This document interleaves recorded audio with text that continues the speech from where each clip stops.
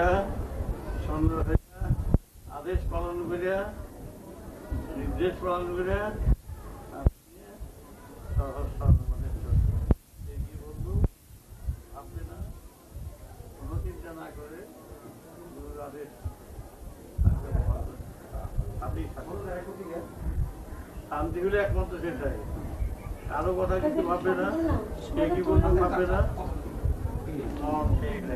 কি করবো আমি এখানে শান্তি হ্যাঁ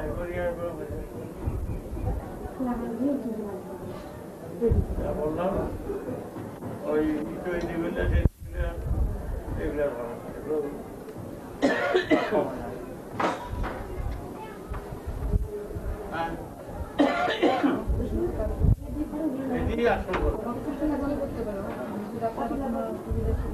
এগুলো ভাববে না